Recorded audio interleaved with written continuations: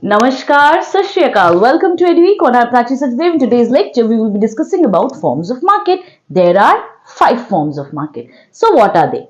Perfect competition, the first one. Second is monopoly. Third is monopolistic. Fourth is oligopoly. And last but not the least is monopsony. For monopsony children, in the syllabus, you don't have to study in detail, but just you can study the definition. Okay. But I'll be explaining you all the points very clearly so that you get to remember whatever teacher has taught you so that you can write it in your exam. Okay, children. So, all these 5 points we will be studying in detail, but let me give a glimpse. Okay, so let's start. Perfect competition is about where there are large number of buyers and large number of sellers who is selling homogeneous product. Homogeneous means similar product, similar in size and shape. Okay, similar in color. Likewise, agricultural products. Let's suppose take an example of lady finger, भिंडी है ना. तो भिंडी का क्या है, size एक ही है, कलर एक ही है, भिंडी खाने का टेस्ट वही है. सो चिल्ड्रन, एग्रीकल्चरल प्रोडक्ट्स को हम कंसिडर कर सकते हैं. But children, in real life scenario, perfect competition is getting perfect competition is a little bit difficult. Okay, so next is monopoly. What is monopoly? Monopoly, the word monopoly, from the word monopoly we can understand one. Okay, so here one is what? One is seller. Monopoly is one. So here one is one seller. One seller in sense that seller will have a monopoly in the market and he can raise the price or decrease it or increase it. It depends upon them. So let's take an example. Likewise, railway की मर्जी. Railway का ticket fair क्या होता है? General के लिए कम होता है, फिर हमारा जो स्लीपर है उसके लिए अलग होता है, 3 टायर 2 टायर है ना. ऐसे कैसे होता है? अलग अलग सेगमेंट्स होते हैं प्राइसिंग के. So it depends upon the railway. Railway has differentiated his amount and he is charging on his own जितना उसको चार्ज करना है. नो कॉम्पिटिशन, जहां पे कोई कॉम्पिटिशन नहीं है, that is monopoly. Next is monopolistic competition. Monopolistic competition में एंड perfect competition में there's a similarity. Similarity as in, similarity is just a little thing. Likewise, here also there is a large number of buyers and sellers, and in perfect competition में also there is large number of buyers and sellers.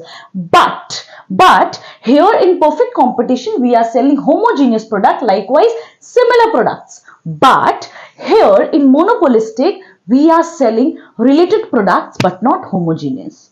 For an example, FMCG goods, let's take an example of a soap. एक soap क्या है? एक Dove का brand ले लीजिए, एक lux का ब्रांड ले लीजिए. बोथ का क्या है? बोथ का जो यूसेज है वो एक ही है फॉर बाथिंग, है ना. We use soap for bathing. But children, Dove has different features and Lux has different features. Dove has a different shape and size. Lux has a different shape and size. Different quality, different quality. Different pricing, है ना. And here there are a large number of buyers and also a lot many sellers. So this monopolistic competition is very much appropriate in your real world. Okay, next is oligopoly. What is oligopoly? Oligopoly is where there is few sellers but large number of buyers. Seller एक ही होगा जो supply करेगा, but buyers बहुत सारे हैं, है ना. Seller एक ही रहेगा और बायर बहुत सारा रहेगा. Okay, next is monopsony. यहां पे क्या है? Many sellers but one buyer. Seller बहुत सारा रहेगा, बायर एक ही रहेगा. लाइकवाइज, गवर्नमेंट को अगर डिफेंस के लिए सामान चाहिए तो उसको बेचने वाला तो बहुत जन है.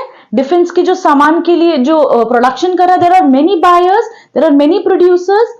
I mean, there are many sellers, there are many producers to sell to the government, but the buyer is only what? Only one, and that is government.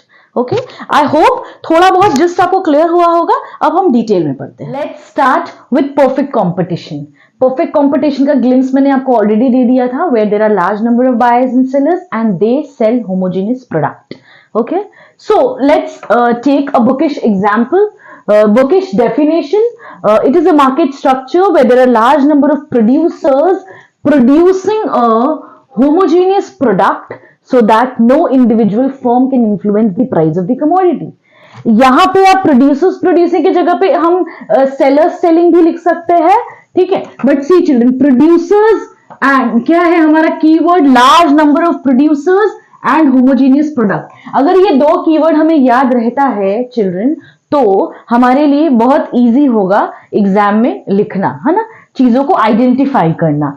So children, ये वही बोल रहा है कि there are large number of producers जो क्या कर रहे हैं, प्रोड्यूस कर रहे हैं होमोजीनियस प्रोडक्ट, एक जैसा प्रोडक्ट। एग्जाम्पल के तौर पे मैंने आपको बताया था एग्रीकल्चरल प्रोडक्ट्स, कुछ भी एग्रीकल्चरल आइटम्स, ठीक है। So that no individual firm can influence the price of the commodity. एक कोई इंडिविजुअल फर्म प्राइस को चेंज नहीं कर सकता है। इस वर्ड का बहुत बड़ा मीनिंग है, फिर से ध्यान दीजिएगा। So that no individual firm can influence the price of the commodity. कोई एक फर्म प्राइस चेंज नहीं कर सकता है। एक बार अगर प्राइस चेंज, प्राइस जो बन गया, मतलब प्राइस जो सेट हो गया है थ्रू एन इंडस्ट्री, है ना, through a market, seeing the market structure, that price has to be followed, ठीक है। इसीलिए लिखा है कोई इंडिविजुअल फर्म, कोई इंडिविजुअल सेलर अपना प्राइस नहीं रख सकता, कोई भी उससे परचेज नहीं करेगा, ठीक है। सो इसीलिए एक नोट पे मैंने लिखा है children, it is a price taker not a price maker. ये प्राइस टेकर होता है, प्राइस सेट नहीं करता है। जो मार्केट में प्राइस सेट है वही प्राइस पे वो सेल करता है। लाइकवाइज फॉर एग्जाम्पल, अगर आज अनियन का प्राइस है ₹60 पर केजी, तो उसे भी ₹60 पर केजी में ही सेल करना होगा। अगर वो ₹80 पर केजी में सेल करता है कोई भी सेलर, तो nobody is gonna purchase it. I hope this is clear. Okay? अब हम स्टेप बाय स्टेप इसके फीचर्स को पढ़ते हैं। स्टेप बाय स्टेप इसके फीचर्स को समझिए। पहला फीचर है large number of buyers and sellers. ये हमने डिस्कस कर लिया है। आप बहुत बुकिश लैंग्वेज को मत समझिएगा, ठीक है।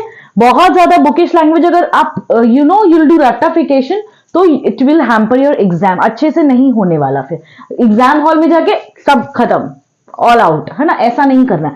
समझिए, चीजों को समझने का कोशिश कीजिए, ताकि अगर एग्जाम में आपको एकदम बुकिश वर्ड्स नहीं याद है, still you can make your own, you can frame it and you can make your own answers, and that too valid answers, because आपको मैम ने बहुत इजीली वे में और एकदम की पॉइंट्स को बताया, एकदम जर्क्स बताए आपको आंसर्स के, ठीक है। तो large number of buyers and sellers, इसी एक लाइन से हम ये समझ सकते हैं कि हमें इसके बारे में क्या लिखना है, कि जो परफेक्ट कंपटीशन है उस पे बहुत सारे बायर्स हैं एंड बहुत सारे सेलर्स हैं, ठीक है, जो परचेज एंड सेल कर रहे हैं, है ना।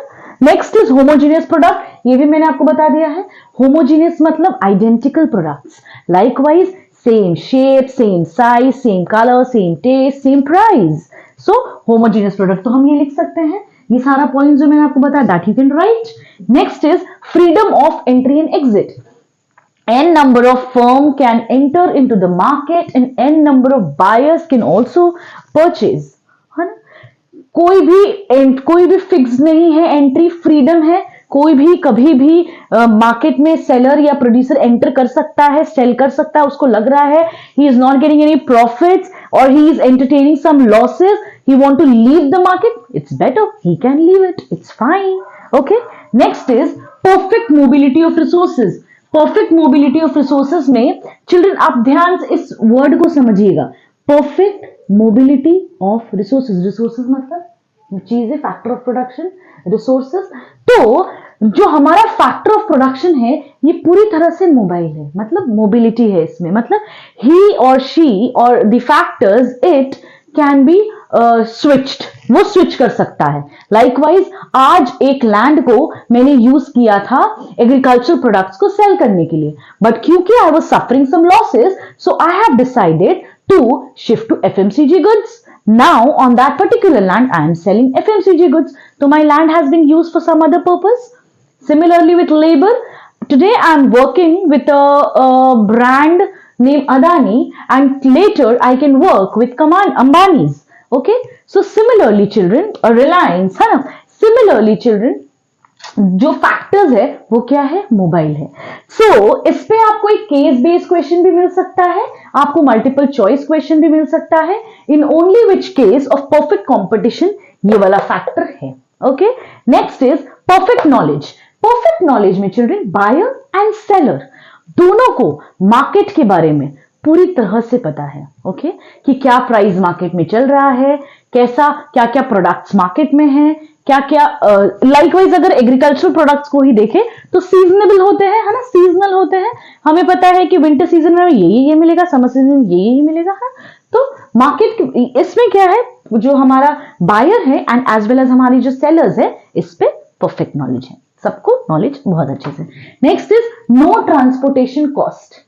नो ट्रांसपोर्टेशन कॉस्ट मतलब क्या है चिल्ड्रन, इस पे कोई भी ट्रांसपोर्टेशन कॉस्ट जो है वो बायर और सेलर पे डायरेक्टली इंप्लाई नहीं करता है, ठीक है। और ये नोटिंग पॉइंट पे मैंने आपको बता दिया है कि ये प्राइस टेकर है, ये प्राइस मेकर नहीं है, ठीक है। मैंने बताया जो इंडस्ट्री है वो प्राइस सेट कर देती है एंड लेटर क्या है, मैंने आपको एक्सप्लेन कर दिया है, it is a price taker not a price maker. अब हम स्टार्ट करेंगे बच्चे मोनोपोली। मोनोपोली में क्या होता है, मोनोपोली टर्म से ही समझ में आएगा सिंगल, तो यहाँ पे सिंगल क्या है, सेलर है और अ प्रोड्यूसर। तो क्या लिखा है, ये एक ऐसा मार्केट स्ट्रक्चर है in which there exist only one seller और a producer of the product which has no close substitutes. एक ही सेलर अगर होगा तो उसका क्लोज सब्स्टिट्यूट कौन बनाएगा, जब कोई दूसरा आदमी सब्स्टिट्यूट उसका बनाएगा ही नहीं, तो ये प्रूव होता है कि यहाँ पे क्या है, सिंगल सेलर है, ठीक है। एक एग्जाम्पल क्या है, मैंने आपको वहां पे भी एग्जाम्पल समझाया था, दैट इज रेलवे। रेलवे को हम कंसिडर कर सकते हैं as an example. And children इसके कुछ फीचर समझते हैं हम। क्या है पहला फीचर, सिंगल सेलर, यही मैंने आपको बताया है, स्टार्टिंग से ही ये बता रही हूँ कि इसमें क्या है, सिर्फ और सिर्फ एक सेलर रहेगा, एक सेलर या प्रोड्यूसर रहेगा और उसका ही मोनोपोली चलेगा पूरे मार्केट में। वो ही रहेगा जो इंडिपेंडेंट डिसीजन लेगा अपनी चीजों का, okay. Next is absence of close substitute. When there are no or more sellers, there is only one seller or a producer, which means nobody is making a close substitute for that. Very simple. Next is closed entry. किसी और का इस market में घुसना is also closed, is binded. No other firm or no other producer can enter into the market very easily. Likewise, railway is having a monopoly in India, ठीक है। India में क्या है, रेलवे का अपना एक मोनोपोली चल रहा है और कोई भी प्राइवेट फर्म या कोई और सेमी गवर्नमेंट या कुछ भी ऐसा नहीं खोल सकता है, केवल रेलवे ही रहेगा, okay. Third one is closed entry. इस पे क्या है बच्चे, कुछ भी और कोई अगर प्राइवेट फर्म है या कोई इंडस्ट्री है वो चाहता है इस पे एंटर करना, इट इज बाइंडेड, क्लोज्ड है, ठीक है। Nobody can enter into this market, railway is having his own monopoly, okay. Next is price maker. ये अपना प्राइस मेकर खुद है, ठीक है। He is entitled to make his own prices, to decide his own prices, okay. He is taking care. Likewise railway अगर मैं आपको कहूं तो उसके टिकट्स की जो कॉस्ट है बच्चे वो खुद डिसाइड करता है, ठीक है। Next one which is last but not the least is possibility of price discrimination. इससे आपको क्या समझ में आ रहा है, क्या क्या पॉसिबिलिटी है प्राइस डिस्क्रिमिनेशन का। प्राइस डिस्क्रिमिनेशन मतलब प्राइस में चेंजेस, प्राइस में डिस्क्रिमिनेशन। अब रेलवे के पास अथॉरिटी है या कोई भी मोनोपोली जिसका फर्म है, नो मोनोपोली मार्केट स्ट्रक्चर है, they has the authority children to discriminate the price according to the person, according to place, according to situations. For example, मैंने आपको एग्जाम्पल दिया था, अब रेलवे के जो टिकट्स है वो जनरल के लिए अलग है, स्लीपर क्लास के लिए अलग है, थर्ड टायर, टू टायर के लिए क्या है, अलग अलग है, अलग अलग प्राइजेस है, बट मुझे जगह एक ही जाना है। लाइकवाइज मुझे दिल्ली जाना है तो मेरा फेयर अगर मैं 3 टायर लूं तो अलग लगेगा, अगर मैं 2 टायर लूं तो अलग लगेगा, मे बी मैं जनरल में जाऊं तो अलग, स्लीपर में जाऊं तो अलग, ठीक है। तो इट डिपेंड्स, ठीक। अब हम पढ़ेंगे मोनोपोलिस्टिक के बारे में। ये एक ऐसा मार्केट स्ट्रक्चर है जो बहुत ही रियलिस्टिक है। डेफिनेशन से समझते हैं क्या बोल रहा है। It is the form of market in which there are a large number of sellers of a particular product with each seller selling somewhat differentiated but closed substitutes to the product sold by other sellers। इसका मतलब क्या है बच्चे कि इस पे क्या है, बहुत सारा सेलर्स है और बहुत सारा बायर्स भी है, ठीक है, जो क्या है एक डिफरेंशिएटेड प्रोडक्ट बेचता है। लाइकवाइज फॉर एग्जांपल मैंने सोप का एग्जांपल रखा था, एक सोप है जो है लक्स है और एक है डव, ठीक है। तो जो लक्स है उसके फीचर्स अलग है और जो डव है उसके फीचर्स अलग है, ठीक है। प्राइसिंग में भी अलग है और क्वालिटी में भी डिफरेंसेस है, सिमिलर विथ डव, है ना। तो यही एक बेटर एग्जांपल होगा मोनोपोलिस्टिक कंपटीशन को समझने के लिए। ये बेसिकली इसलिए भी रियलिस्टिक है क्योंकि ये प्रोबेबली एफएमसीजी को ज्यादा प्रमोट करता है, ठीक है। तो यहां पे क्या बोल रहा है कि जो प्रोडक्ट होगा वो समवॉट डिफरेंशिएटेड होगा हमारे सब्स्टिट्यूट से, but close substitutes. Close substitutes as in मैंने लक्स का आपको एग्जांपल दिया, दूसरा एग्जांपल कॉफी भी हो सकता है। स्टारबक्स के अलग प्राइस रेंज है, सीसीडी की अलग प्राइस रेंज है ना। क्यों वो डिफरेंट है? क्योंकि वो अपने ब्रांड के हिसाब से, अपने क्वालिटी के हिसाब से अपनी चीजों को वो प्रमोट कर रहे हैं। ये भी एक एग्जांपल कंसिडर हो सकता है। ओके चिल्ड्रन, नेक्स्ट क्या है, इसके फीचर्स को हम समझते हैं। फीचर्स क्या बोल रहा है? Large number of buyers and sellers. यहां पे बहुत सारे बायर्स भी है और बहुत सारे सेलर्स भी है। एफएमसीजी मैंने आपको एग्जांपल दिया, तो सोप सबको चाहिए, ऑब्वियसली चाहिए। शैम्पू सबको चाहिए, डेफिनेटली चाहिए। तो बायर्स भी बहुत हुए और सेलर्स भी बहुत हुए। सेलर्स डिफरेंशिएटेड प्रोडक्ट्स को सेल करते हैं। ओके, ये एक प्राइस टेकर नहीं है, ये प्राइस मेकर है। ओके, ये एक आप पॉइंट याद रखिएगा कि ये क्या है, प्राइस मेकर है। ये अपना प्राइस खुद से डिसाइड करता है अपने क्वालिटी ऑफ प्रोडक्ट के हिसाब से, अपने ब्रांड वैल्यू के हिसाब से, ठीक है। नेक्स्ट क्या है, डिफरेंशिएटेड प्रोडक्ट्स। मैंने ऑलरेडी एक्सप्लेन कर दिया आपको यहां पर। इसका क्या है, प्रोडक्ट क्या होगा, समवॉट डिफरेंशिएटेड होगा विद देयर कॉम्पिटिटर। अपने कॉम्पिटिटर से समवॉट डिफरेंशिएटेड प्रोडक्ट को वो सेल करेगा और प्रमोट करेगा। नेक्स्ट क्या है, फ्री एंट्री एंड एग्जिट। इस पे कोई भी ब्रांड कभी भी एंटर कर सकता है, कोई भी अपना नया फॉर्म स्टार्ट कर सकता है और कभी भी उसको एंड कर सकता है। एंट्री एग्जिट टोटली फ्री है। It depends upon the producer, upon the seller. अगर उसको प्रॉफिट हो रहा है तो he will be aligned with that particular thing, and अगर लॉस हो रहा है तो he can just shut down. Okay, next क्या है, सेलिंग कॉस्ट। सेलिंग कॉस्ट इसका एक पार्ट है जो इंपॉर्टेंट रोल प्ले करता है, क्योंकि चिल्ड्रन ये क्या करता है, ये अपने ब्रांड्स को प्रमोट करता है, एडवर्टाइज करता है, विथ विच उसको सेलिंग कॉस्ट लगता है। मतलब एडवर्टाइजिंग कॉस्ट लगेगा तो डेफिनेटली उसको प्रमोशन के लिए प्राइस लग रहा है, तो वो सब क्या है, सेलिंग कॉस्ट में आएगा। मोस्ट ऑफ द टाइम आप देखते होंगे ड्यूरिंग वॉचिंग द टेलीविजन, आप बहुत एड्स देखते होंगे लक्स का, शैम्पू का। तो ये सब काइंड ऑफ एड्स बहुत ज्यादा आते हैं। व्हाई? बिकॉज वो लोग प्रमोट करते हैं कि अगर हम ज्यादा प्रमोट करेंगे तो ज्यादा बायर्स को अवेयरनेस होगा और ज्यादा बायर्स हमसे परचेस करेंगे। Okay, that's what. नेक्स्ट क्या है, नॉन प्राइस कंपटीशन। इस पे क्या है, प्राइसिंग को लेके कंपटीशन नहीं होता है, क्योंकि सबके ब्रांड्स के अपने अपने प्रोडक्ट्स होते हैं और अपने अपने प्राइस रेंज वो लोग सेट करता है। तो प्राइसिंग के लिए वो नॉन प्राइस रहता है, बट ऑब्वियसली कंपटीशन तो। अब हम स्टार्ट करते हैं ओलिगोपोली। बच्चे, ओलिगोपोली में बहुत सारे फर्म्स नहीं होते हैं, लिमिटेड फर्म्स होते हैं और इंटेंस कंपटीशन होता है। देखिए मैंने हाईलाइट भी किया है, it is that form of market structure in which there are a few firm, कम फर्म, फ्यू फर्म होंगे जो सेल करेंगे product, selling a product, so that there is intense competition among them.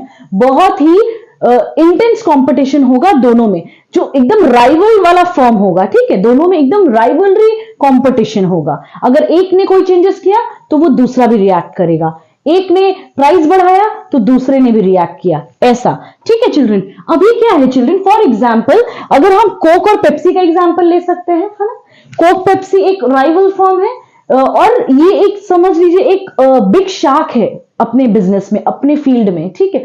और एक individual के लिए या normal people के लिए उतने बड़े शार्क के साथ कंपीट करना बहुत डिफिकल्ट होगा, है ना। तो ये कोक और पेप्सी एक तरह का राइवल फॉर्म है। अगर कोक कोई डिसीजन लेता है तो वो ये भी ध्यान रखता है कि मेरे इस डिसीजन से पेप्सी क्या डिसीजन लेगा, है ना, ठीक है। और एक दूसरा एग्जांपल मैंने टाइड व्हील, मैंने दो एग्जांपल लिया है, एक सर्फ का लिया है और एक कोल्ड ड्रिंक्स का लिया है, ठीक है, दो ब्रांड्स के, ठीक है। देखिए अब फर्स्ट फीचर्स पे आते हैं। पहला फीचर है हमारा इंटेंस कंपटीशन, इसके बारे में ही मैं बता रही थी। देखिए ये इंटेंस कंपटीशन जो फीचर में है, ये कहीं ना कहीं डेफिनेशन में भी है, तो आपको याद रहेगा। अगर आप डेफिनेशन में पढ़े हो तो आपको याद रहेगा, अच्छा हाँ मैम ने बताया था कि वो फीचर में भी हमें हेल्प करेगा।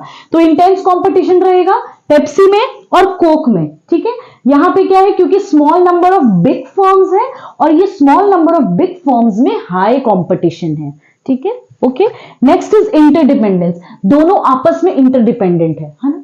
कोक अगर कुछ नया लॉन्च कर रहा है तो पेप्सी भी इसके बारे में सोच विचार करेगा, विचार विमर्श करेगा, ठीक है, एंड देन वो अपने प्लान्स शूट आउट करेगा। इस हिसाब से क्या होता है, वो दोनों क्या है, एक दूसरे से इंटरडिपेंडेंस है। Nature of the product, product का नेचर इसमें सब्स्टिट्यूट भी होगा और डिफरेंशिएटेड, मतलब इसमें होमोजीनियस भी होगा और डिफरेंशिएटेड भी होगा, ठीक है, मतलब दोनों रहेगा। Understood. Next is importance of selling cost.